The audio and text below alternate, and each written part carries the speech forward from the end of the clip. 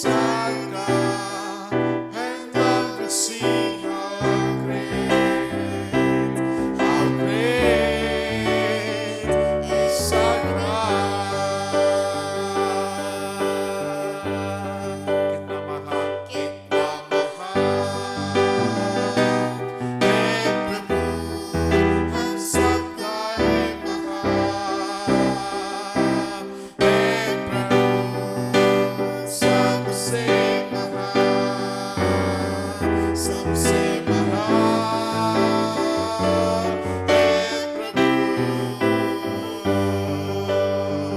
कितना महान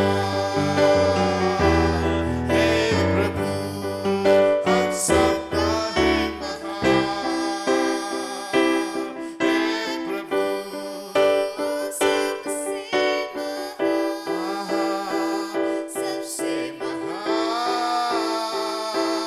है प्रभु. You're the name above all names. You're the name above all names. You're the name above all names.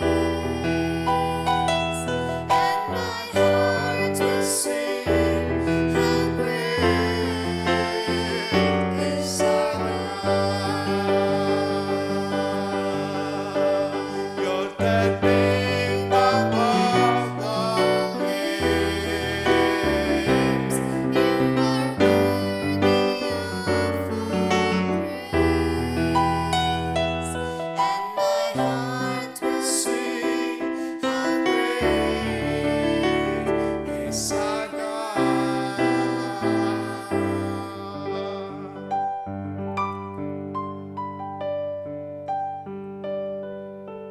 This is my desire, to honor you, Lord, with all my heart, I worship you.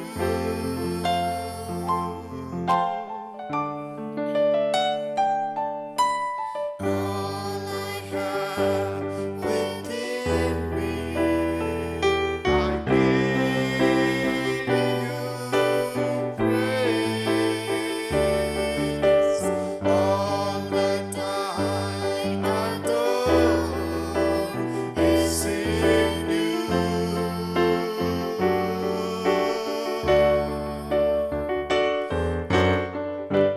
Lord, I give you my heart.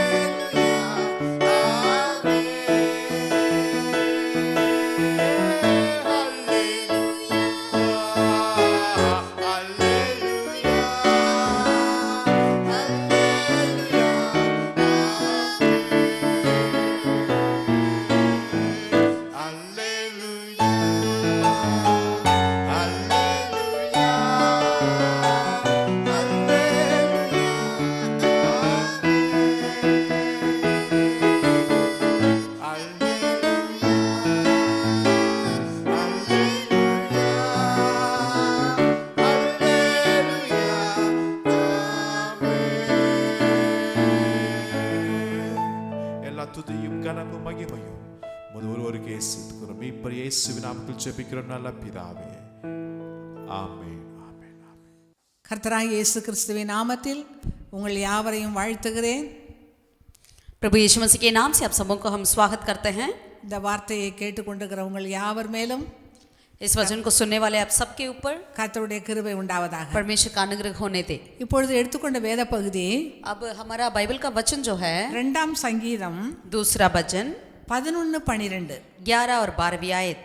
பயத்துடனே கர்த்தரை சேவியுங்கள், நடுக்கத்துடனே களி கூறுங்கள், குமாரன் கோபம் கொள்ளாமலும் நீங்கள் வழியிலே அழியாமலும் இருக்கும்படிக்கு அவரை முத்தம் செய்யுங்கள். கொஞ்ச காலத்தையுடைய கோபம் பற்றி எரியும், அவரை அண்டிக் கொள்கிற யாவரும் பாக்கியவான்கள். डरते हुए यहोवा की उपासना करो और कांपते हुए महन हो। पुत्र को चूमो, ऐसा ना हो कि वह क्रोध करे और तुम मार्ग ही में नाश हो जाओ, क्योंकि क्षण भर में उसका क्रोध पटकने को है। धन्य है वे जिनका भरोसा उस पर है। आमीन। இந்த வசனத்தில் 12ஆம் வசனத்தில் பார்க்கிறோம், इस 12वीं आयत में देखते हैं तो குமாரன் கோபம் கொள்ளாமலும் और पुत्र क्रोध ना हो, நீங்கள் வழியிலே அழியாமலும் இருக்கும்படிக்கு और तुम मार्ग में ऐसा ना हो कि नाश हो जाओ, அவரை முத்தம் செய்யுங்கள் என்று சொல்லப்படுகிறது. पुत्र को चूमो। அருமையான கர்த்தருடைய பிள்ளைகளே, प्रभु के प्रिय लोगों, நம்முடைய தேவன் அன்புள்ளவர், हमारा परमेश्वर प्यारा है, நம்முடைய தேவன் இரக்கமுள்ளவர், हमारा प्रभु दयालु है, அவர் கிருபை நிறைந்தவர், वो अनुग्रह से भरे हैं, அவர் அதிசயமானவர், वो अद्भुत करने वाला, நம்மை விசாரிக்கிற கர்த்தர், हमें ख्याल रखने वाला। அவருடைய திவ்ய சுவாபங்களை பார்க்கிறோம். परमेश्वर के स्वभावों को हम देखते हैं। ஆனா இந்த வசனத்திலே लेकिन इस वचन पर குமாரன் கோபம் கொள்ளாமலும் पुत्र को ऐसा ना होने दे कि वो क्रोध करें, நீங்கள் வழியில் அழியாமலும் இருக்கும்படிக்கு और तुम मार्ग ही में नाश ना हो जाओ, அவரை முத்தம் செய்யுங்கள் इसीलिए पुत्र को चूमो, என்று சொல்லப்படுகிறது. ऐसा लिखा हुआ है। அப்ப குமாரனாகிய இயேசு கிறிஸ்து परमेश्वर पुत्र जो यीशु मसीह சில है, சமயங்கள்ல கோபப்பட்டதை நம்ம பார்க்க முடியும். कुछ वक्त में उन्होंने क्रोध किए हुए देख सकते हैं। உதாரணமாக அவர் ஒரு ஜெப ஆலயத்துக்கு போறாரு, उदाहरण के लिए जब उन्होंने एक आराधनालय में गए थे, அங்கே விற்கிறவர்களை பார்க்கிறாரு, वहां पर बेचने वालों को देखा காசுக்காரர்களை பார்க்கிறாரு. और जो पैसे बदलने वालों को அவருக்கு देखा, அந்த பக்தி வைராக்கியம் வந்தது. उनके अंदर भक्त जलन उठा அவர்களை ஒரு சவுக்கை எடுத்து அடிக்க தொடங்கினார்னு வாசிக்கிறோம். और उन्हें और एक लाठी से उन्होंने मारने लगे करके लिखा है। அவர் ஜெப ஆலயத்தை கள்ளர் குகை ஆக்கும்போது जब प्रार्थना का घर को डाकुओं को गुफा बना देते हैं அவருக்கு तो கோபம் வந்துருச்சு. प्रभु को गुस्सा आया। அருமையான தேவனுடைய பிள்ளைகளே, प्रभु के प्रिय लोगों, நம்மளை தேவன் கோபாக்கினைக்கென்று நியமிக்கவில்லை என்று வேதவசனம் சொல்லுகிறது. वचन में लिखा है कि परमेश्वर हमें क्रोध की उस दंड के लिए हमें नहीं सृजे करके लिखा है। 1 தெசலோனிக்கேயர் 5ஆம் அதிகாரம் 9ஆம் வசனத்தை வாசிக்கும்போது पहला थिस्सलुनीके उसका 5 5वें अध्याय का 9 आयत में जब हम पढ़ते हैं, இந்த வசனத்தை வாசிக்கும் போது जब उस वचन की ओर हम देखते हैं तो தேவன் நம்மை கோபாக்கினைக்கென்று நியமிக்காமல் क्योंकि परमेश्वर ने हमें क्रोध के लिए नहीं, தம்முடைய கர்த்தராகிய இயேசு கிறிஸ்து மூலமாய் परंतु इसीलिए ठहराया कि हम अपने प्रभु यीशु मसीह के द्वारा उद्धार प्राप्त करें। ரட்சிப்படைவதற்கென்று நியமித்திருக்கிறார். आमीन। उद्धार प्राप्त करने के लिए हमें नियुक्त किया है। ஹalleluya. हालेलुया। இந்த வசனத்தில் பாருங்கள், इस वचन में देखिए, தேவன் நம்மை உண்டாக்குனாரு, परमेश्वर ने हमें सृजे நம்மை है, உருவாக்கினவரு, हमें जिसने सृजा है, ஜீவனை கொடுத்தவரு, हमें जीवन दिया है, சகல ஆசீர்வாதங்களையும் கொடுத்தவர், हर एक आशीषों को हमें दिलाया, நித்திய ஜீவனுக்கென்று நம்மளை நியமித்திருக்கிறவர், अनंत जीवन के लिए हमें நம்மளை नियुक्त किया है, கோபாக்கினைக்கென்றே நியமிக்கல. लेकिन हमें क्रोध के लिए नहीं। சிலருடைய வாழ்க்கையில कुछ लोगों के जीवन சில में சம்பவங்கள் ஏற்படும் போது कुछ ऐसा संभव जब होती है, கடவுளுடைய கோபம் என் மேல வந்துருச்சே वो कहते हैं कि परमेश्वर ने मुझ पर क्रोध कर रहे हैं, அங்கலாய்க்கிறதை பார்க்கிறோம். इस तरह वो कहते हुए हम देखते हैं। இந்த வசனம் திட்டவட்டமாய் சொல்லப்படுகிறது. लेकिन यहाँ पर वचन बहुत ही दृढ़ता से बताती है, தேவன் நம்மை கோபாக்கினைக்கென்று நியமிக்கவே இல்லை. परमेश्वर ने हमें क्रोध के लिए नहीं ठहराया है, அதற்கு பதிலாக उसके बदले में நம்முடைய கர்த்தராகிய இயேசு கிறிஸ்து மூலமாய் हमारे प्रभु यीशु मसीह के द्वारा ரட்சிப்படைவதற்கென்றே நியமித்திருக்கிறார். उद्धार प्राप्त करने के लिए ही ठहराया है। அது அப்படியே தொடர்ந்து அந்த வசனங்களை வாசிக்கும் போது आगे उन वचन को यदि हम पढ़ेंगे तो, நாம் விழித்திருப்பவர்களானாலும் यदि हम जागते हुए क्यों ना हो நித்திரை அடைந்தவர்கள் ஆனாலும் या सोते हो, தம்முடனே கூட நாம் ஏகமாய் பிழைத்திருக்கும்படி அவர் நமக்காக மரித்தாரே. वह हमारे लिए इस कारण मरा, सब मिलकर उसी के साथ जिए। அப்ப நம்ம கோபாக்கினைக்கென்று நியமிக்கல, यानी हमें क्रोध के लिए नहीं ठहराया, அழிந்து போகிறதற்கென்று நியமிக்கல, मिट जाने के लिए भी नहीं ठहराया, அவரோடு கூட நம்ம ஏகமாய் பிழைத்திருக்கும்படி लेकिन हम सब मिलकर उसी के साथ जीने के लिए ही நமக்காக மரித்தவர். वो हमारे लिए मरे हैं। இந்த நாட்களில லென்த் நாட்களில ऐसे हम इन सीजन में இயேசு கிறிஸ்துவினுடைய சிலுவை பாடு மரணங்களை தியானிக்கிறோம். हम प्रभु यीशु मसीह की क्रूस और उसकी सारे दुखों के प्रति हम ध्यान करते हैं। இயேசு சிலுவையில மரித்ததனால अनेक ஆசீர்வாதங்களை நம்ம தியானிக்கிறோம். यीशु मसीह क्रूस पर अपनी जान को दिया, इसलिए कई आशीष को हम प्राप्त करते हैं। இந்த வசனத்தில इन वचन के द्वारा நாம் ஏகமாய் அவரோடு பிழைத்திருக்கும்படி நமக்காக மரித்தார். यानी हम सब मिलकर उनके साथ जीने के लिए वो हमारे लिए मरे। ஆகவே நம்ம என்ன செய்யணும்னு கீழே வசனங்கள் சொல்லப்படுகிறது. इसलिए हमें क्या करना करके नीचे वचन बताती है, ஆகையால் நீங்கள் செய்து வருகிறபடியே ஒருவரையொருவர் தேற்றி ஒருவருக்கொருவர் பக்தி விருத்தி உண்டாகும்படி செய்யுங்கள். इस कारण एक दूसरे को शांति दो और एक दूसरे की उन्नति के कारण बनो, निदान तुम ऐसा करते भी हो। அப்ப நம்முடைய காரியங்கள் என்னன்னா, பக்தி விருத்தி ஒருவருக்கொருவர் உண்டாகும்படி கர்த்தருடைய வார்த்தையை நம்ம ஒருத்தருக்கு ஒருத்தர் சொல்லி புத்தி சொல்ல வேண்டும் என்று அந்த கீழே வசனங்களை நம்ம பார்க்கிறோம். यानी आगे के वचन की और हम इस तरह देखते हैं कि एक दूसरे को शांति देने के लिए, एक दूसरे की उन्नति की कारण बनने के लिए हमें ऐसे ही किया करना है करके। அருமையான கர்த்தருடைய பிள்ளைகளே, प्रभु के प्रिय लोगों, நம்ம வாழ்க்கையில ஏற்படுகிற காரியங்கள் நிமித்தம் हमारे जीवन में जो कार्य होती है उसके चलते ஒரு தேவ கோபம் நம்ம மேல வந்துருச்சோ, एक परमेश्वर का क्रोध हमारे ऊपर आ गया क्या, தேவன் என்னை தண்டித்தாரோ, परमेश्वर मुझे दंड दिया है அந்த क्या, குற்ற உணர்வு நமக்குள்ள இருக்கவே கூடாது. ऐसा एक कार्य हमारे मन में ना आने दे। அவர் நம்முடைய பரமபிதா, वो हमारा परम प्रधान परमेश्वर है, அவருடைய பிள்ளைகளாய் हम இருக்கிறோம். उनके संतान हैं। வேத வசனம் இப்படியாய் சொல்லுகிறது, वचन हमें इस तरह कहती है, அவரை அண்டிக் கொள்ளுகிற யாவரும் பாக்கியவான்கள் சொல்லப்படுகிறது. जो कोई उनकी तसल्ली में रहते हैं वे सब धन्य हैं। அந்த சங்கீதக்காரன் 2ல சொல்றாரு, वो गायक दूसरा अध्याय में कहता है, குமாரன் கோபம் கொள்ளாம இருக்கணும், पुत्र को क्रोध ना करो, நீங்க வழியில அழியாம இருக்கணும், तुम मार्ग में नष्ट ना हो, அதனால ஒன்ன செய்யுங்கிறார். इसीलिए एक कार्य को तुम करो, அவரை முத்தம் செய்யுங்கள். उन्हें चूमो। முத்தம் என்பது அன்புக்கு அடையாளமான ஒரு காரியம். चूमना यह मतलब एक प्यार का दूसरा कार्य है। இப்ப நம்ம குழந்தைகளை தூக்கி என்ன பண்ணுவோம், அதிகமாய் முத்தம் கொடுப்போம். यानी हम छोटे बच्चों को क्या करते हैं, इतना चूमते हैं, அந்த चूमा देते हैं। முத்தம் என்பது அன்பிற்கு அடையாளமானது. चूमा जो है एक प्यार का एक चिन्ह है। ஒரு பாவியான ஒரு ஸ்திரீ இயேசுவிடம் வந்து அந்த விலையேறப்பெற்ற தைலத்தை ஊற்றி கண்ணீரினால நனைத்து தலைமையினால துடைத்து ஓயாமல் முத்தம் செய்தாள் என்று வாசிக்கிறோம். हम बाइबल में पढ़ते हैं, जब एक पापड़ी स्त्री यीशु मसीह के पास आई, उन्होंने अपने इत्र को उनके पैरों पर उंडेला, अपने बालों से धोया और अपना चूमा है करके लिखा है। அங்கிருந்தவர்கள் எல்லாரும் அதை முறுமுறுக்கிறாங்க. वहां के लोग सारे कुड़कुड़ाने लगे, ஆனா இயேசு சொல்றாரு, இவள் அதிகமா என்னை நேசித்தாளே. लेकिन प्रभु यीशु मसीह ने कहा, ये तो मुझसे ज्यादा प्यार करी। ஏன்னா அவர் நம்மை அவ்வளவா அதிகமாய் நேசித்த தேவன். क्योंकि उन्होंने हमसे इतना प्यार किया है वो परमेश्वर। யோவான் 3:16 வாசிக்கிறோம், यूहन्ना का सुसमाचार 3 अध्याय 16वीं आयत में देखते हैं, நாம் ஒருவரும் கெட்டு போகாமல் நித்திய ஜீவனை அடையும்படி அவரை தந்தருளி இவ்வளவாய் உலகத்தில் அன்பு கூர்ந்தார் என்று வாசிக்கிறோம். परमेश्वर ने जगत से ऐसा प्रेम किया कि जिसने अपना एकलौता पुत्र हमारे लिए दे दिया ताकि कोई भी नाश ना हो परंतु अनंत जीवन को हम प्राप्त நாம் करें। ஒருவரும் கெட்டு போக கூடாது, அழிய கூடாது, அதான் ஆண்டவருடைய விருப்பம். परमेश्वर का इच्छा यही है कि हम कोई भी नाश नहीं होना है। நீங்க யோசிச்சு பாருங்க, आप जरा सा सोचिए, நம்ம தகப்பன் இருக்கிறாரு, हमारा पिता है, பிள்ளைகள் 4 பிள்ளைகள் இருப்பாங்க. यदि उनके बच्चे 4 होते ஒரு हैं, பிள்ளை கீழ்ப்படியாம முரட்டாட்டமா தகப்பன் தாய் சொல்றத கேட்காம ஒரு துன்மார்க்கமாய் ஜீவித்தா கூட, यदि एक बच्चा माँ बाप की बात नहीं मानकर ऐसे बुराई में अपना चाल चलन होता है, ऐसा जीवन जीता है, तो भी அந்த பிள்ளை அழிஞ்சு போகணும்னு எந்த தாய் தகப்பனும் விரும்பவே மாட்டாங்க. वो बच्चा मिट डालने के लिए मिट जाने के लिए कोई भी माँ बाप नहीं चाहते हैं। அந்த பிள்ளை நல்ல பிள்ளையா மனம் திரும்பி வர வேண்டும்னு தான் விரும்புவாங்க. वो ये चाहता है कि ये बच्चा किसी तरह वो वापस लौट कर आए, अपने बुरे चाल से फिरे। உதாரணமா ஒரு தகப்பனுக்கு 2 குமாரர்கள் இருந்தாங்க.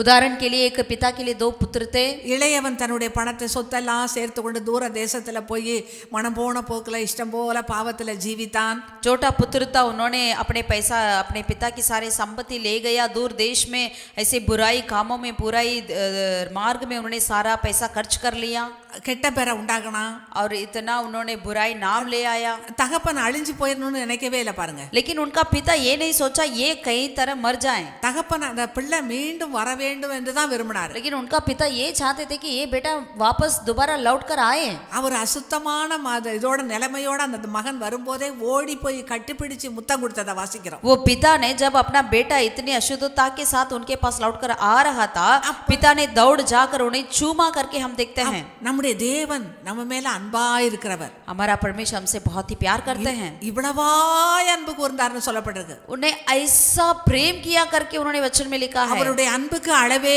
இல்லை. उनकी प्यार के लिए कोई नाप नहीं है। அதை எபேசியர்ல பவுல் வர்ணிக்கிறத பார்க்கும்போது एफिसियों की पत्री में पौलुस प्रेरित इस तरह उन्होंने वर्णन करते हैं। அவருடைய அன்பின் ஆழம் நீளம் அகலம் உயரம் அறிவு கெட்டாத அன்பு என்று சொல்லப்பட்டிருக்கிறது. वो इस तरह लिखा हुआ है, वहां पर परमेश्वर यीशु मसीह का प्यार का कोई ना तो ऊंचाई ना तो चौड़ाई ना लंबाई ना गहराई कुछ नहीं करके, कोई नाप नहीं करके वो कहते हैं। இன்றைக்கு பசிபிக் மகா சமுத்திரத்தினுடைய ஆழத்தை கூட அளந்துட்டாங்க.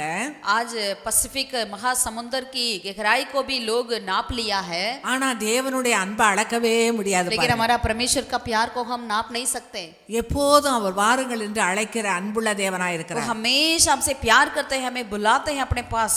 ஆனா लेकिन இந்த வசனத்துல தேவ கோபம் வரக்கூடாதபடி நீங்க இப்படி அன்பு கூறுங்கன்னு சொல்லப்பட்டிருக்கு. इस वचन में इस तरह लिखा है, परमेश्वर का क्रोध ना हो जाए इसीलिए तुम ऐसा प्यार करो करके लिखा है। இஸ்ரவேல் ஜனங்களுடைய வாழ்க்கையில பார்க்கும்போது यदि इजराइल लोगों के जीवन में देखते हैं तो எல்லாரும் ஒரே ஞான போஜனத்தை புசித்தார்கள். वे सारे ज्ञान की भोजन को खाया है। எல்லாரும் மோசேக்குள்ளாக மேகத்தினாலும் சமுத்திரத்தினாலும் ஞானஸ்நானம் பண்ணப்பட்டார்கள். वे सब सबके सब मूसा के द्वारा मेघ खंबा के द्वारा எல்லாரும் என்று சொல்லப்பட்டிருக்கிறது. समुद्र के वो बपतिस्मा पाया है, यानी सब सब करके लिखा है। 1 கொரிந்தியர் 10ஆம் அதிகாரத்துல அதை வாசிக்க முடியும். पहला कोरिन्थियों 10वीं अध्याय में ऐसा हम पढ़ सकते हैं। 5ஆம் வசனத்துல वहां पर 10वीं आयत में, அப்படி இருந்தும் அவர்களில் அதிகமான பேர்களிடத்தில் தேவன் பிரியமாய் இருந்ததில்லை. पहला कोरिन्थियों 10वीं अध्याय का 5वें आयत में हम देखते हैं, परंतु परमेश्वर उनमें के बहुतों से प्रसन्न ना हुआ, ஆதலால் வனாந்தரத்திலே அவர்கள் அழிக்கப்பட்டார்கள் என்று வாசிக்கிறோம். इसलिए वे जंगल में ढेर हो गए करके हम पढ़ते हैं। அவர்கள் அழிக்கப்படுவதற்கு காரணம் वो मिट गए, इसका कारण அவர்களுடைய பாவங்கள். उनके पाप। அந்த வசனத்துல இங்க தொடர்ந்து படிப்பீர்களானால் यदि उन वचन को आगे पढ़ेंगे तो 6ஆம் வசனத்துல அவர்கள் இச்சித்தது போல நாமும் இச்சிக்க வேண்டாம் என்று वचन சொல்லப்பட்டிருக்கு. 6 में लिखा है, जिस तरह से वे उन्होंने लालच किया वैसे हम भी लालच ना करना।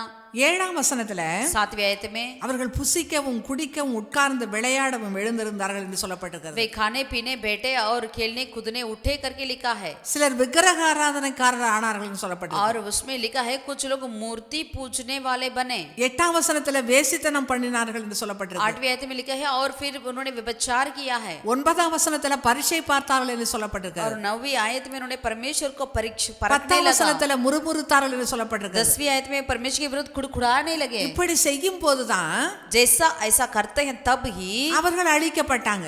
वे परमेश्वर ने मिठा दिया। 11ஆம் வசனத்துல 11वीं आयत में இவைகளெல்லாம் திருஷ்டாந்தமாக அவர்களுக்கு சம்பவித்தது, உலகத்தின் முடிவு காலத்தில் உள்ள நமக்கு எச்சரிப்பு உண்டாகும்படி எழுதப்பட்டிருக்கிறது என்று சொல்லப்படுகிறது. 11वीं आयत में इस तरह लिखा है, परंतु ये सब बातें जो उन पर पड़ी दृष्टांत की रीति पर भी, और वे हमारे चेतावनी के लिए जो जगत के अंतिम समय में रहते हैं लिखी गई है। உலகத்தையும் மாம்சத்தையும் பிசாசையும் ஜெயித்தவர் நம்மோட கூட இருக்கிறார். जो परमेश्वर हमारे साथ है वो शैतान को, मांस को, संसार को जीता है। நாம் எதற்கும் அடிமைப்பட்டவர்கள் அல்ல. हमें किसी कार्य की गुलामी नहीं। நாம் கிருபைக்கு கீழ்ப்பட்டிருக்கிறபடினால் பாவம் நம்மளை மேற்கொள்ள மாட்டாது. हम अनुग्रह की नीचे हैं, इसीलिए पाप हमें प्रबल नहीं कर सकता। ரோமர் 9ஆம் அதிகாரத்தில் रोमियो की 9 अध्याय में 21ஆம் வசனத்திலிருந்து வாசிக்கும் போது 21वीं आयत में लेकर हम पढ़ते हैं तो, மிதியிட்ட ஒரே களிமணினாலே ஒருவன் ஒரு பாத்திரத்தை கனமான காரியத்துக்கும் ஒரு பாத்திரத்தை கனவீனமான பாத்திரத்துக்கும் காரியத்துக்கும் பண்ணுவதற்கு மண்ணின் மேல் அவனுக்கு அதிகாரம் இல்லையோ, தேவன் தமது கோபத்தை காண்பிக்கவும் தமது வல்லமையை தெரிவிக்கவும் தாம் மகிமைக்காக எத்தனமாக்கின கிருபா பாத்திரங்கள் மேல் தம்முடைய மகிமையின் ஐஸ்வர்யத்தை தெரியப்படுத்தவும் சித்தமாய் அழிவுக்கு எத்தனமாக்கப்பட்ட கோபாக்கினை பாத்திரங்கள் மேல் மிகவும் நீடிய சாந்தத்தோடு பொறுமையாய் இருந்தாரானால் உனக்கு என்ன என்று சொல்லப்பட்டிருக்கிறது. यहाँ पर वचन में लिखा है, जो मिट्टी से बनाए गए उस बर्तनों के ऊपर परमेश्वर अपनी क्रोध को ना कर पाएंगे क्या, उनका अधिकार नहीं है क्या करके, इस तरह यहाँ पर रोमियो की वचन में हम देख सकते हैं। அவர் குயவனாய் இருக்கிறார், वो हमारा गुमहार है, நாம் களிமண்ணாய் இருக்கிறோம். हम मिट्टी है। குயவனுடைய கையில் உள்ள களிமண்ணை போல நம்ம காணப்படுகிறோம். हम गुमहार के हाथों की मिट्टी के जैसा है। ஒரு குயவன் களிமண்ணை எடுத்து அதை பிசைந்து ஒரு நல்ல கனமான பாத்திரமாய், நல்ல அழகான பாத்திரமாய், அநேகருக்கு பிரயோஜனமான பாத்திரமாய் உண்டு பண்ணதான் அவன் தன்னுடைய சிந்தையில அவன் யோசித்து திட்டமிட்டு செய்வான். जब एक गुमहार अपने हाथों में मिट्टी को लेते हैं तो वो क्या सोचेंगे, एक आदरणीय पात्र बनाने के लिए, एक सम्मान की पात्र बनाने के लिए, अपनी हिसाब से उसे करने के लिए ही वो सोचते हैं। அதே போலவே தேவன் நம்முடைய குயவனாய் இருக்கிறார். वैसे ये परमेश्वर हमारा गुमहार है। நாம் ஒவ்வொருவரும் ஒரு பாத்திரத்தை போல இருக்கிறோம். हम हर एक व्यक्ति एक पात्र के समान है। இந்த வசனத்தில் பார்க்கிறோம், इस वचन में देखते हैं, தேவன் தமது கோபத்தை காண்பிக்கவும், परमेश्वर अपने क्रोध को दिखाने के लिए, அப்ப சில பாத்திரங்கள் மேல கோபப்படுற மாதிரி சொல்லப்படுகிறது. यानी कुछ बर्तन के ऊपर वो गुस्सा करते हुए ऐसा देखते हैं। சில பாத்திரங்கள் மேல் தம்முடைய வல்லமையை தெரிவிக்கவும், कुछ बर्तनों के ऊपर अपने सामर्थ्य को दिखाने के लिए, சில பாத்திரங்கள் மேல் தாம் மகிமைக்காக எத்தனமாக்கின கிருபா பாத்திரங்கள் மேல், कुछ बर्तनों को अपनी महिमा के लिए अनुग्रह को बरसाने वाले पात्र बनाया, தம்முடைய மகிமையின் ஐஸ்வர்யத்தை தெரியப்படுத்தவும் சித்தமாய் என்று சொல்லப்பட்டிருக்கு. और अपनी महिमा के ऐश्वर्य को दिखाने के लिए भी वो इच्छा किया करके देखते हैं। அப்ப தேவன் நம்மளை அவருடைய கையில உள்ள ஒரு மகிமையான பாத்திரமாய் அவர் இருக்க விரும்புகிறார். यानी परमेश्वर चाहते हैं हम परमेश्वर के हाथ की एक आदरणीय, एक महिमा से भरा हुआ बर्तन बने। அவர் தம்முடைய மகிமையின் ஐஸ்வர்யத்தை நம்ம மூலமா இந்த உலகத்துக்கு வெளிப்படுத்த விரும்புகிறார். वो चाहते हैं कि अपनी महिमा के ऐश्वर्य को हमारे द्वारा संसार में प्रकट करें। நம் உலகத்தாரை போல ஏனோ தானமாய் ஜீவிக்கிற மக்கள் அல்ல. हम संसार के जीवन जीने के लिए हम संसारिक लोग नहीं है। இந்த கிறிஸ்தவ வாழ்க்கை மிகவும் கவனமாய் போக வேண்டிய வாழ்க்கை. ये मसीह जीवन जो है बहुत ही सावधानी से हमें जीना चाहिए। ஒரு நிறைய பொன்னும் பொருளும் இருக்கிற வீடை எவ்வளவு கவனமாய் வைத்துக் கொள்வார்களோ, जिस तरह से एक सोने चांदी से भरा हुआ घर को बहुत ही ख्याल से रखते हैं, ஒவ்வொருவருக்குள்ளேயும் தேவன் கிருபையின் ஐஸ்வர்யத்தை வைத்திருக்கிறார். हमारे हर एक के अंदर परमेश्वर अनुग्रह को, ऐश्वर्य को रखे हैं, மகிமையின் ஐஸ்வர்யத்தை வைத்திருக்கிறார். महिमा के ऐश्वर्य को रखे हैं, நம்முடைய வல்லமையின் ஐஸ்வர்யத்தை अपने வைத்திருக்கிறார். सामर्थ्य के ऐश्वर्य को रखे கிருபையின் हैं, ஐஸ்வர்யத்தை अनुग्रह வைத்திருக்கிறார். की ऐश्वर्य को रखे हैं। எல்லா ஐஸ்வர்யத்தினாலும் தேவன் நம்மை நிரப்பி வைத்திருக்கிறார். सारे ऐश्वर्य से परमेश्वर हमें भरे रखे हैं। நம்ம மற்றவர்களுக்கு ஆசீர்வாதமாய் இருக்க தேவன் விரும்புகிறார். परमेश्वर चाहते हैं हम औरों के लिए आशीष का कारण बने। எபேசியர்ல பவுல் எழுதுகிறார், एफिसियों की पत्री में पौलुस लिखते हैं, நம்முடைய அனந்த ஞானம் परमेश्वर का अनंत ज्ञान जो है சபையின் மூலமாய் வெளிப்பட வேண்டும் என்று விரும்புகிறார். कलीसिया के द्वारा प्रकट होने के लिए चाहते हैं। எபேசியர் 3:10 வாசிக்கிறோம், एफिसियों की पत्री उसका 3 अध्याय का 10वीं आयत உன்னதங்களில் உள்ள में, துரைத்தனங்களுக்கும் அதிகாரங்களுக்கும் அவருடைய அனந்த ஞானமானது சபையின் மூலமாய் இப்பொழுது தெரிய வரும் பொருட்டாக அப்படின்னு சொல்லப்படுகிறது. यहाँ पर लिखा है ताकि अब कलीसिया के द्वारा परमेश्वर का नाना प्रकार का ज्ञान उन प्रधानों और अधिकारियों पर जो स्वर्गीय स्थानों में है प्रकट की जाए. அப்ப இந்த உலகத்தில் உள்ள சகல அதிகாரங்களுக்கானாலும் சரி, यानी संसार के सारे अधिकारी क्यों ना हो, துரைத்தனங்களுக்கானாலும் प्रधानों சரி, क्या क्यों ना हो, சபையின் மூலமாய் परमेश्वर चाहते हैं कलीसिया के द्वारा. சபைனா கட்டடம் அல்ல, कलीसिया मतलब एक इमारत नहीं, நீங்களும் நானும் தேவனுடைய சபையா இருக்கிறோம். आप और हम एक परमेश्वर का कलीसिया நம்ம है. மூலமாய் இந்த உலகத்துக்கு அவருடைய அனந்த ஞானம் வெளிப்பட வேண்டும். यानी हमारे द्वारा परमेश्वर का नाना प्रकार का ज्ञान प्रकट होना चाहिए. ஏன்னா உலகத்திலிருந்து தேவன் நம்மளை வேறு பிரித்திருக்கிறார். क्योंकि संसार में से परमेश्वर हमें अलग किए हैं. அவருடைய சொந்த சம்பத்து என்று சொல்லுகிறார். वो हम उनका हम अपना प्रॉपर्टी है, சொந்த ஜனம் என்று சொல்லுகிறார். हम उनका अपना लोग है. உன்னத பாட்டில் என் புறாவே என்று சொல்லுகிறார். और श्रेष्ठ गीत में हम देखते हैं हे मेरे कबूतरिनी, என் உத்தமியே என்று சொல்லுகிறார். और मेरे प्रेमी करके वो बताते हैं, மணவாட்டியே என்று சொல்லுகிறார். मेरा दुल्हन करके कहते हैं. பலவிதமாய் தன்னுடைய சபையை அவர் அழகாய் பேசுகிறதை பார்க்கிறோம். यानी अपने कलीसिया के प्रति परमेश्वर बहुत ही सुंदर तरीके से कई ऐसे बातों को बताते இப்படி हैं. நம்ம மேல அன்பாய் இருக்கிற ஒரு தேவன் ऐसे हमसे इतना प्यार करते हैं ஏன் நம்ம परमेश्वर, மேல கோபப்படுவாரு? क्यों हमसे क्रोध करना है? ஏன்னா அவருக்கு இஷ்டமில்லாத வழியில நம்ம போகும்போது क्योंकि जब हम उनके विरोध की कार्य करते हैं तब அவருடைய கோபம் நம்ம மேல வெளிப்படுவதற்கு காரணமாய் இருக்கிறது. उनका क्रोध हम पर पटकती है. ஏன்னா வேத வசனம் சொல்லுகிறது, क्योंकि वचन में लिखा है கீழ்ப்படியாமையின் பிள்ளைகளிடத்தில் வரும் தேவ கோபாக்கினை என்று சொல்லப்படுகிறது. जो आज्ञा ना मानने वाले बच्चों के जीवन में आती है परमेश्वर का क्रोध. எபேசியர் 2ஆம் அதிகாரத்தில் एफिसियों की पत्री 2 अध्याय में 2ஆம் வசனத்திலிருந்து வாசிக்கிறோம். 2 आयत से लेकर पढ़ते हैं, நீங்கள் முற்காலத்திலே இவ்வுலக வழக்கத்திற்கு ஏற்றபடியாகவும் கீழ்ப்படியாமையின் பிள்ளைகளிடத்தில் இப்பொழுது கிரியை செய்கிற ஆகாயத்து அதிகார பிரபுவாகிய ஆவிக்கேற்றபடியாகவும் நடந்து கொண்டீர்கள். அவர்களுக்குள்ளே நாம் எல்லாரும் முற்காலத்திலே நமது மாமிச இச்சையின்படி நடந்து நமது மாமிசமும் மனசும் விரும்பினவைகளை செய்து சுவாபத்தினாலே மற்றவர்களைப் போல கோபாக்கினின் பிள்ளைகளாய் இருந்தோம் அப்படி என்று சொல்லப்படுகிறது. वचन में लिखा है, वचन में इस तरह हमारे लिए लिखा हुआ है कि जिनमें तुम पहले इस संसार के रीति पर और आकाश के अधिकार के हाकिम अर्थात उस आत्मा के अनुसार चलते थे, जो अब भी आज्ञा ना मानने वालों के कार्य करता है. इनमें हम भी सब के सब पहले अपने शरीर की लालसाओं में दिन बिताते थे और शरीर और मन की मनसाएं पूरी करते थे और लोगों के समान स्वभाव ही से क्रोध की संतान थे. நம்முடைய முற்கால வாழ்க்கை வேற, கிறிஸ்துவை ஏற்றுக்கொண்ட பிற்பாடு உள்ள பிற்கால வாழ்க்கை வேற.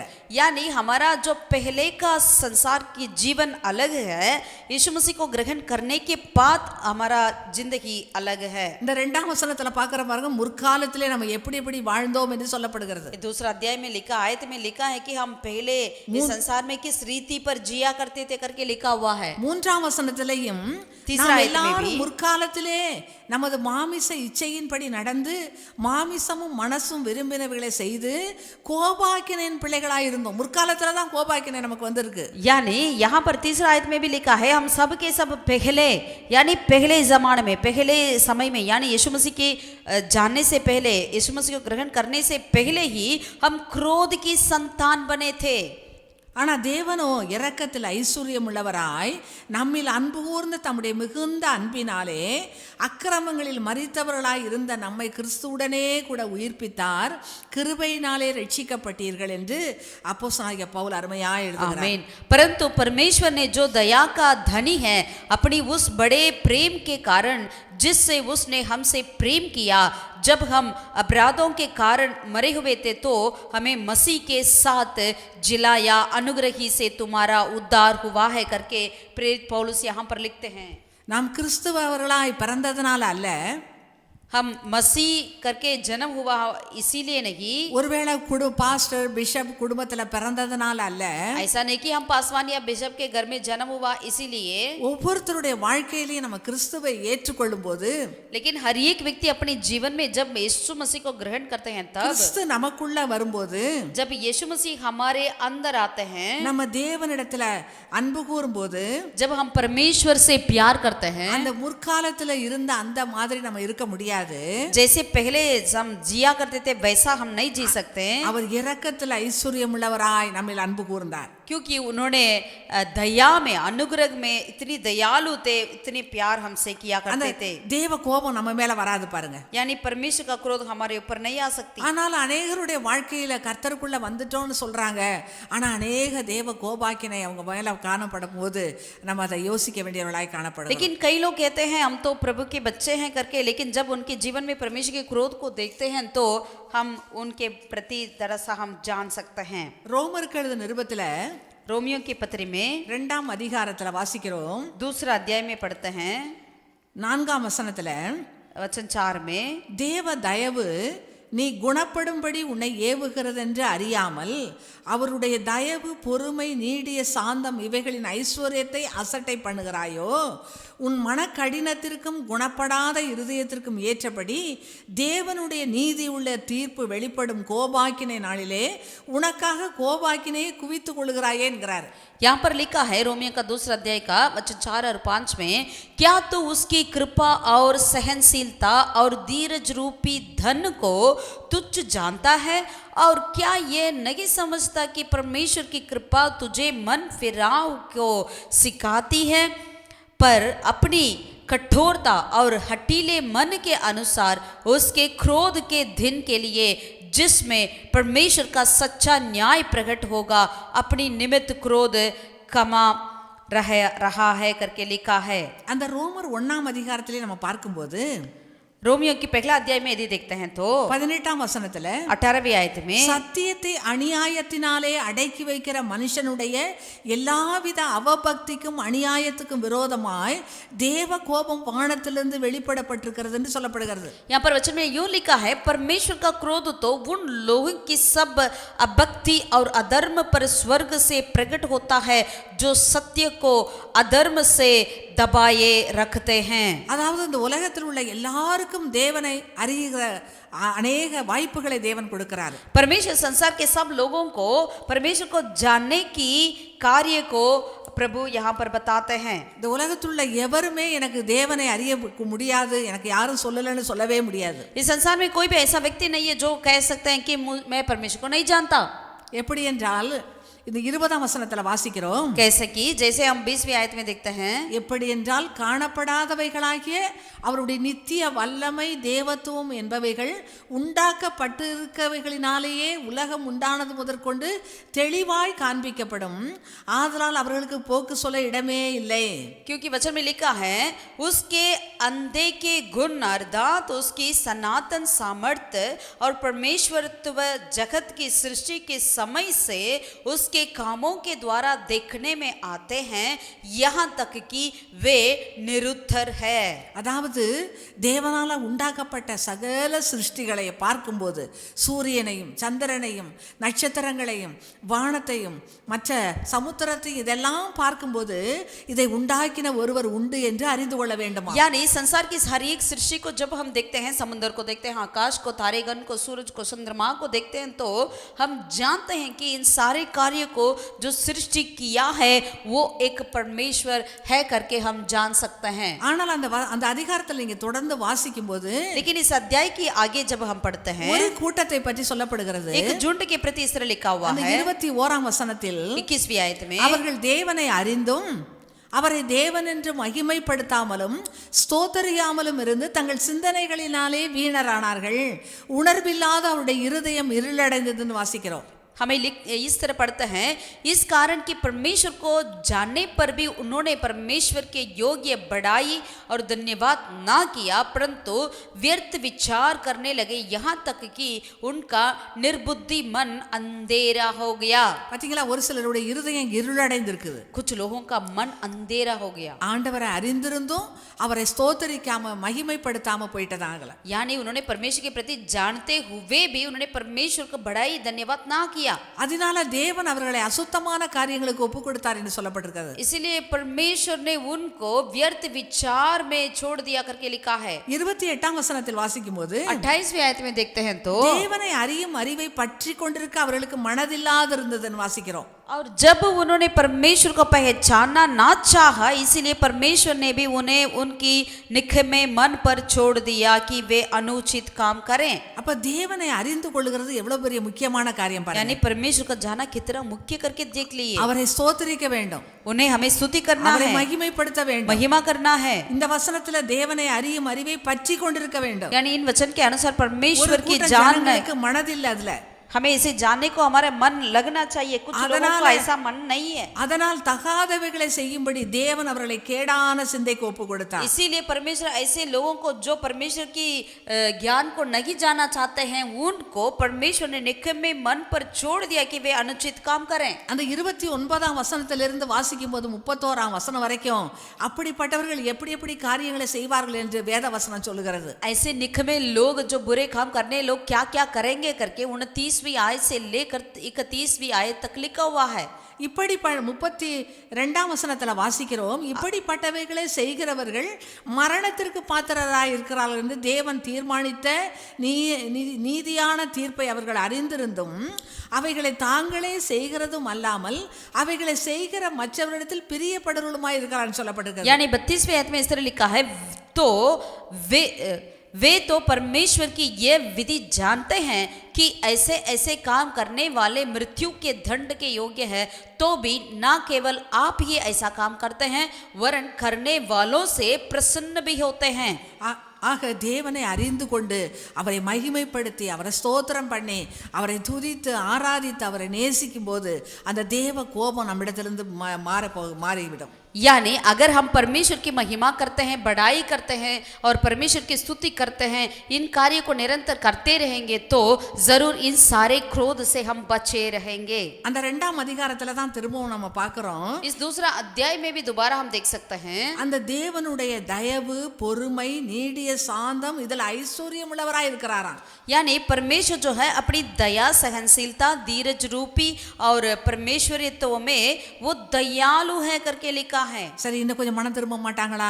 क्या प्रभु चाहते हैं कि ये लोग जल्दी मन फिरेंगे, இன்னும் கொஞ்சம் நம்ம நேரத்தை கொடுப்போம், நாட்களை கொடுப்போம், और थोड़ा समय को देंगे करके प्रभु सोचते हैं। அவர் பொறுமையில் ஐஸ்வர்யம் உள்ள தேவன், यानी वो सहनशीलता में ऐश्वर्य है, தயவுல ஐஸ்வர்யம் உள்ள தேவன், दया में ऐश्वर्य है। ஆனா சிலர் என்ன பண்றாங்க, लेकिन कुछ लोग क्या करते அதை हैं, அசட்டை பண்ணுகிறாங்கன்னு சொல்லப்பட்டிருக்கு. उसे तुच्छ जानते हैं। அதனால इसलिए உன் மன கடினத்திற்கும் குணப்படாத இருதயத்துக்கும் ஏற்றபடி தேவனுடைய நீதி உள்ள தீர்ப்பு வெளிப்படும் கோபாக்கினை நாளிலே உனக்காக கோபாக்கினையை குவித்துக் கொள்ளுகிறாயேன்னு சொல்லப்பட்டிருக்கு. लेकिन वचन में लिखा है, पर अपनी कठोरता और हठीले मन के अनुसार उसके क्रोध के दिन के लिए जिसमें परमेश्वर का सच्चा न्याय प्रकट होगा अपने निमित्त क्रोध कमा रहा है।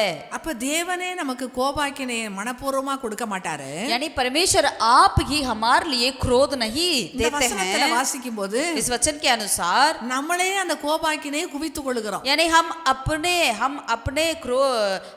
आप ही हम क्या कर देते हैं, क्रोध कमा रहते हैं। அப்படியே 7ஆம் வசனத்திலிருந்து வாசிக்கும் போது 7वें आयत से लेकर पढ़ाएंगे, சோர்ந்து போகாமல் நற்கிரியைகளை செய்து மகிமையையும் கனத்தையும் அழியாமையும் தேடுறவர்களுக்கு நித்திய ஜீவனை அளிப்பார். जो सुकर्म में स्थिर रहकर महिमा और आदर और अमरता की खोज में है उन्हें वह अनंत जीवन देगा। ஆனா அடுத்த வசனத்துல வாசிக்கிறோம், लेकिन आगे वचन में சண்டைக்காரராய் இருந்து சத்தியத்திற்கு கீழ்ப்படியாமல் அநியாயத்திற்கு கீழ்ப்படுகிறவர்களுக்கு உக்கிர கோபாக்கினை வருமா. पर जो विवादी है और सत्य को नहीं मानते वरन अधर्म को मानते हैं उन पर क्रोध और क्रोध पड़ेगी।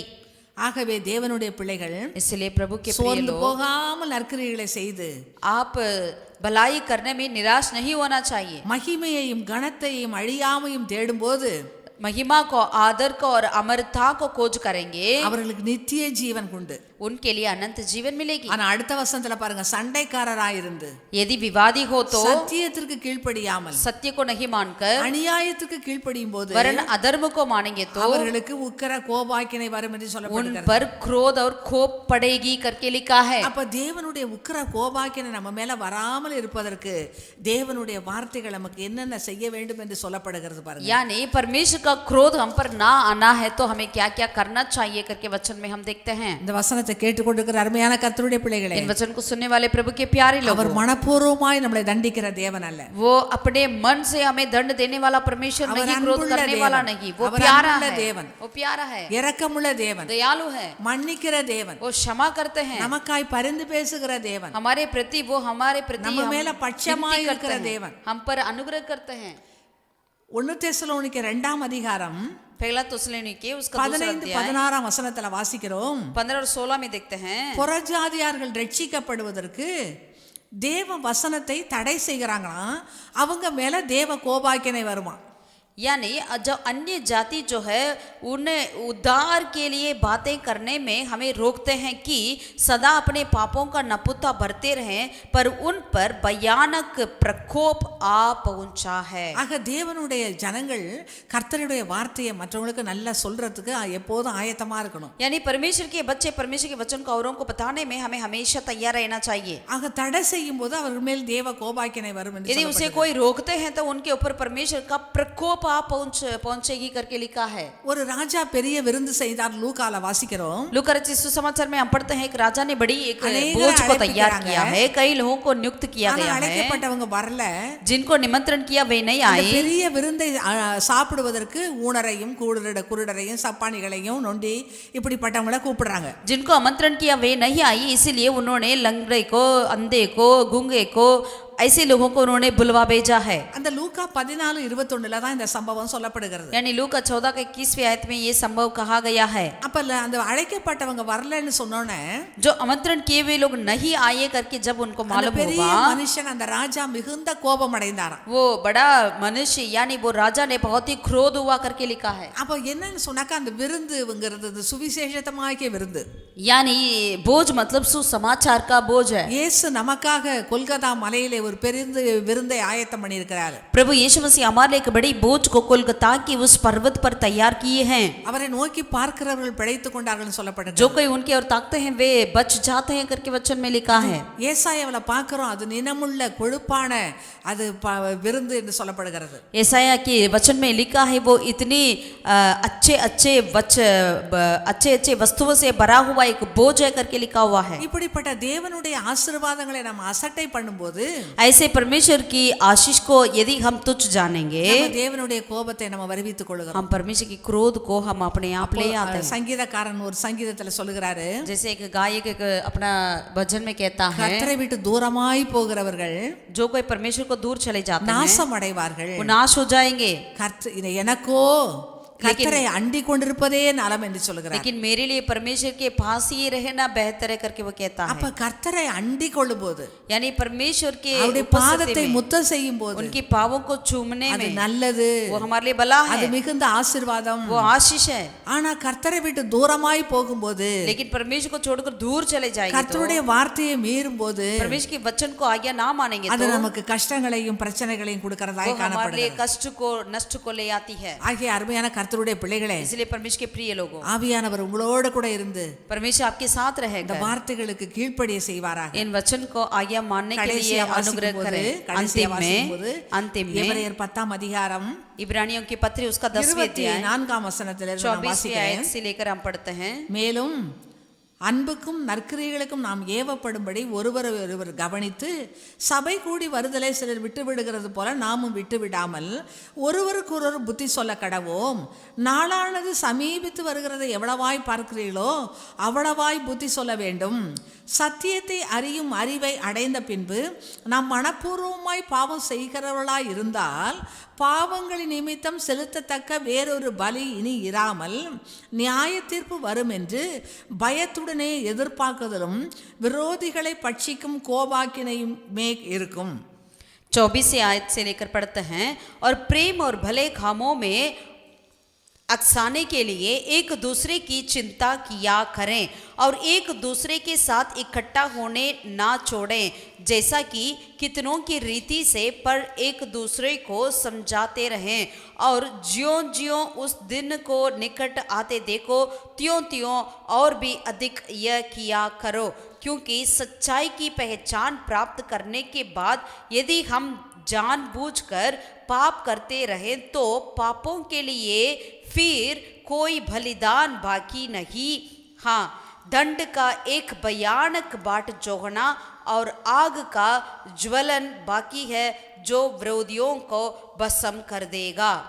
அருமையான கர்த்தருடைய பிள்ளைகளே, प्रभु के प्रिय लोगों, இந்த வசனத்துல வாசிக்கிறோம், इस वचन में देखे நாம் हैं சபை கூடி வருதலை விட்டு விடக்கூடாது. हम एक दूसरे इकट्ठे होने के कार्य को नहीं छोड़ना. பழைய ஏற்பாட்டுல ஓய்வு நாள் தான் சொல்லப்பட்டிருக்குது. पुराना नियम में सबत का दिन को हम देखते ஆனா हैं, புதிய ஏற்பாட்டுல நமக்கு வாரத்தில் முதல் நாள், लेकिन नया नियम में கர்த்தருடைய हफ्ते का நாள், पहला दिन परमेश्वर का दिन, கர்த்தருடைய நாள் परमेश्वर का दिन இப்படி சொல்லப்படுகிறது. ऐसा लिखा हुआ है. அப்ப சபை கூடி வர வேண்டிய அந்த நாட்கள்ல நம்ம விட்டு விடக்கூடாது. यानी जब हम कलीसिया इकट्ठे होते हैं उन दिन को हमें नहीं छोड़ना है. இது எதுக்காக நம்ம சபை கூடி வருகிறோம் என்று மேல வசனம் சொல்லப்படுகிறது. वचन में ऊपर लिखा हुआ है हम क्यों इकट्ठे होते हैं. அன்புக்கும் நற்கிரியைகளுக்கும் நாம் ஏவப்படும்படி ஒருவரை ஒருவர் கவனிக்கணும். यानी प्रेम और भले कामों में अक्साने के लिए एक दूसरे की चिंता किया करें. தேவ பிள்ளைகள் ஒன்று கூடி கர்த்தரை ஆராதிக்கிறது, ஒருமனப்பட்டு கர்த்தரை துதிக்கிறது ஒரு பக்கம் இருக்குது.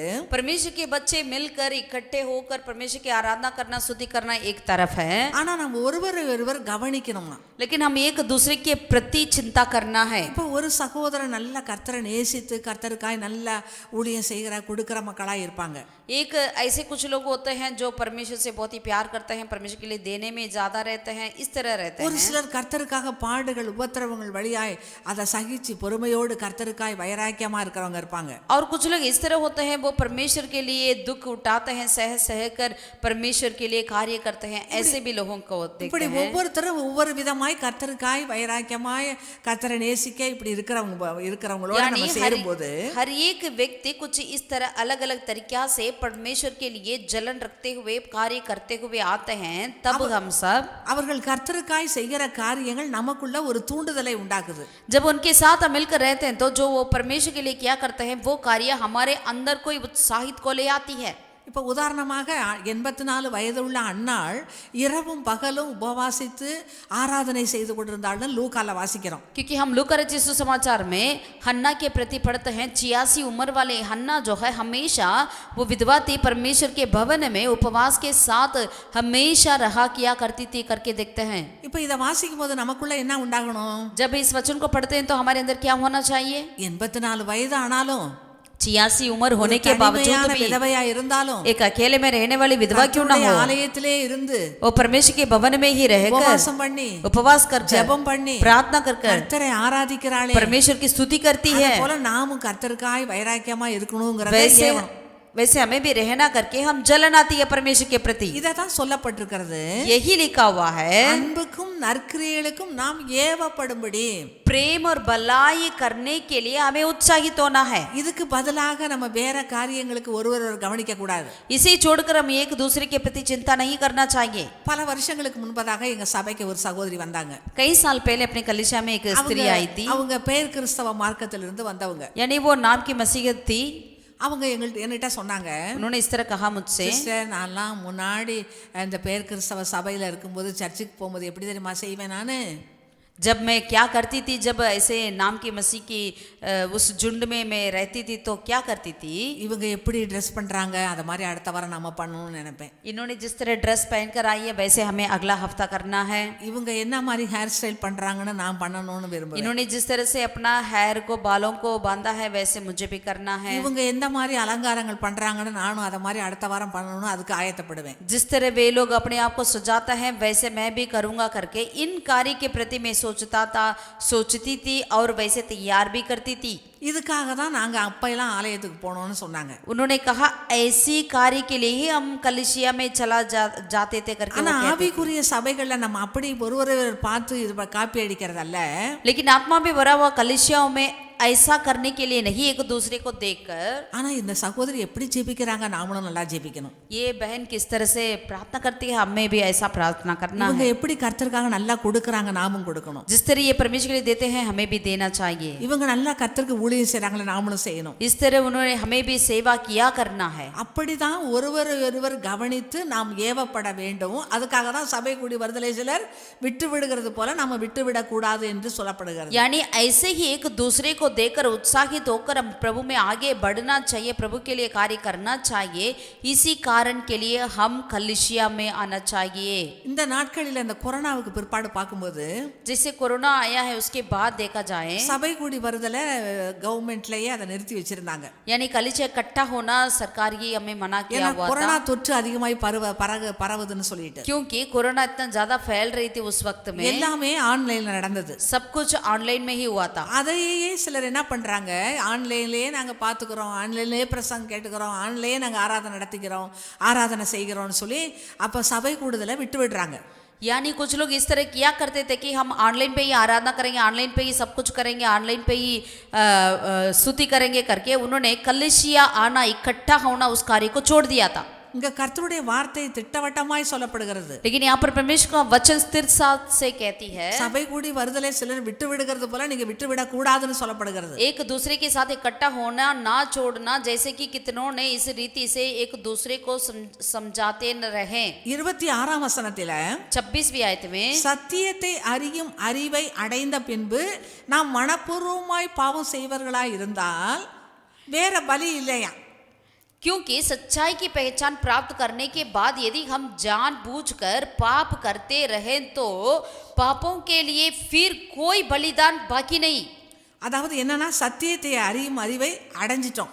यानी हम सत्य को जानने की ज्ञान को प्राप्त कर लिया है। கர்த்தருடைய நாளில ஆராதனைக்கு போகணும்னு தெரியுது. यानी हम जान लिया परमेश्वर के दिन में हमें आराधनालय में जाना है। நான் உதாரணத்துக்கு சொல்றேன். उदाहरण के लिए कहते हैं, ஞாயிற்றுக்கிழமை ஆராதனைக்கு போகணும்னு தெரியும், रविवार की आराधना में जाना है करके हम जानते हैं, ஆனா நம்ம மனப்பூர்வமாய் அதை செய்யாதபடி लेकिन हम मन से उस कार्य को नहीं करते, इसीलिए நம்ம பாவம் செய்யறோம்னு சொல்லப்படுகிறது. हम पाप किया करते हैं करके वचन में लिखा है। பாவத்துக்காக செலுத்தத்தக்க வேறொரு பலி இனி இல்ல.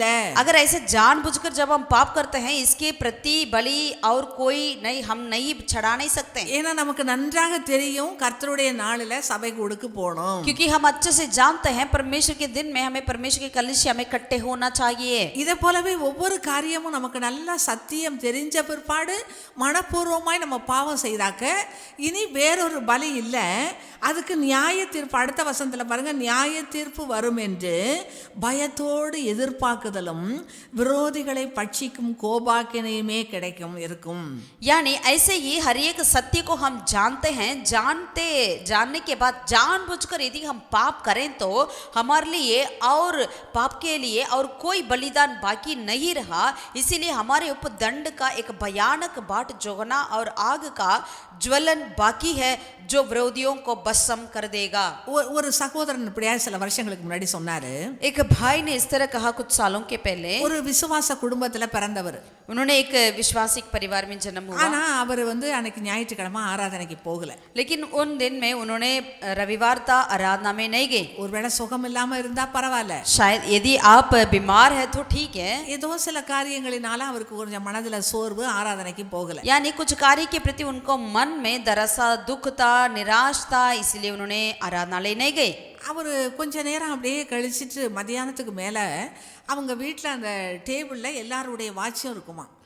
उनके मतलब उनके टेबल में, घर में टेबल था, उस मेज के ऊपर हर किसी का घड़ी वहां रहा करता था, ஆனா இவருடைய வாட்ச் மாத்திரம் காணும்.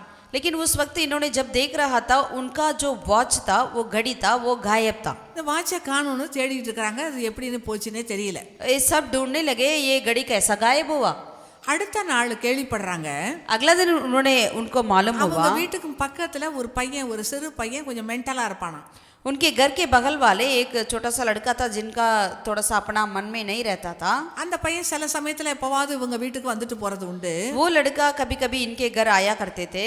இவர் அன்னைக்கு ஞாயிற்றுக்கிழமை கோயிலுக்கு போன சர்ச்சுக்கு போகாம இருந்தார் பாருங்களேன். जिन दिन रविवार इन्होंने चर्च नहीं गई ये भैया ने, அந்த நாளில उन दिन में இவருடைய வாட்சை மாத்திரம் அந்த மென்டலான பையன் எடுத்துட்டு போய் ये जो मन में स्थिर नहीं रहता था वो लड़का क्या किया था, केवल इन भैया का वाच को इनके घर में से ले गया. ஒரு கல்லுல வச்சு நல்லா நறுக்கி நொறுக்கி தூளாக்கிட்டாராம். यानी क्या किया उन्होंने, एक पत्थर से उनको पूरा पूरा चूर चूर कर दिया. மற்றவங்க யாரோ பார்த்துட்டு என்ன இப்படி யாருடைய வாட்சை எடுத்துட்டு வந்து இப்படி பண்றான்னு சொல்லிட்டு பேசிட்டு இருக்கிறாங்களாம். जब दूसरे लोग बात करने लगे, पता नहीं इन्होंने किसकी वाच को इस तरह चूर कर रहा करके, கடைசியில இவங்களுக்கு அந்த செய்தி வருது. तब फिर अंतिम में इन भैया को भी ये पता चला. அப்ப அந்த வாட்சை காணாம இழந்து போனவர் நினைக்கிறாரு, நம்ம இன்னைக்கு ஆராதனைக்கு போகாத நாம வீட்டில் இப்படி ஏமாத்திக்கிட்டு இருந்தோம், அதனால தான் நம்ம வாட்சை இப்படி திருடிட்டு போயிட்டான், இவன் இப்படி பண்ணிட்டான்னு அவர் நல்லா உணர்த்தப்பட்டார். तब उन्होंने मानने लगा कि हम आराधना के गए बिना हम अपने घर पे इस तरह बैठ गया, इसीलिए मेरा वाच का ऐसा हालत हुआ करके उन्होंने अपने मन में जान लिया. அதான் சொல்லப்படுகிறதுங்க. यानी ऐसा ही कुछ यहाँ पर कहा गया. சத்தியத்தை அறியும் அறிவை அடைந்த பின்பு நாம் மனப்பூர்வம் பாவம் செய்யக்கூடாது. यानी सच्चाई की पहचान हम प्राप्त करने के बाद जानबूझकर हमें पाप नहीं करना है. 29ஆம் வசனத்துல பாருங்க, 29वीं आयत में, தேவனுடைய குமாரனை காலின் கீழ் மிதித்து தன்னை பரிசுத்தம் செய்த உடன்படிக்கையின் இரத்தத்தை அசுத்தம் என்று எண்ணி கிருபையின் ஆவியை நிந்திக்கிறவன் எவ்வளவு கொடிதான ஆக்கினைக்கு பாத்திரமாய் இருப்பான் என்பதை யோசித்து பாருங்கள். तो सोच लो कि वह कितने और भी भारी दंड के योग्य ठहरेगा जिसने परमेश्वर के पुत्र को पापों से रौंदा और वाचा के लोगों को जिसके द्वारा वह पवित्र ठहराया गया था अपवित्र जाना है और अनुग्रह की आत्मा का अपमान किया. அப்ப தேவனுடைய ஆலயத்தை நமக்கு போய் வாஞ்சிக்கும் போது அவருடைய கிருபையை சிந்தித்து கொண்டிருக்கிறோம்னு சொல்லப்படுகிறது. ஆனா நம்ம துணிகரமாய் போகாம இருக்கும்போது தேவனுடைய குமாரனை காலின் கீழ் போட்டு மிதிக்கிறோமா. यानी यदि हम जानते हैं परमेश्वर के आराधनालय में जाना है करके, लेकिन ये जानते हुए भी जानबूझकर नहीं जा रहे हैं, जानबूझकर नहीं करते हैं, तो इसका मतलब हम परमेश्वर के पुत्र को अपने पैरों से रोनते हैं करके वचन में लिखा है. நம்மை பரிசுத்தம் செய்கிற இரத்தத்தை அசுத்தம் என்று எண்ணுகிறான்னு சொல்லப்பட்டது. यानी जो लहू हमें पवित्र करती है उसे हम अपवित्र कराते हैं करके लिखा है. கிருபையின் ஆவியை நிந்திக்கிறான் என்று சொல்லப்பட்டிருக்கு. और अनुग्रह की आत्मा को अपमान करते हैं करके लिखा है. அப்ப அவனுக்கு எவ்வளவு கொடிதான ஆக்கினைக்கு அவன் வரும் தண்டனை வரும். तो उनके लिए कितना बड़ी भारी दंड की योग्य हो जाएगा करके देखिए. 30 பாருங்க, 30 में, பழி வாங்குதல் எனக்குரியது, நானே பதில் செய்வேன் என்று கர்த்தர் சொல்லுகிறார் என்று எழுதியிருக்கிறபடி, क्योंकि हम उसे जानते हैं कि जिसने कहा कि पलटा लेना मेरा काम है, मैं ही बदला दूंगा, और फिर यह कि प्रभु अपने लोगों का न्याय करेगा. கர்த்தர் தம்முடைய ஜனங்களை நியாயம் தீர்ப்பார் என்று சொன்னவர் இன்னார் என்று அறிவோம். आमीन. ஜீவனுள்ள தேவனுடைய கைகளில் விழுகிறது பயங்கரமாய் இருக்குமே என்று சொல்லப்படுகிறது. जीवित परमेश्वर के हाथों में पड़ना भयानक बात है.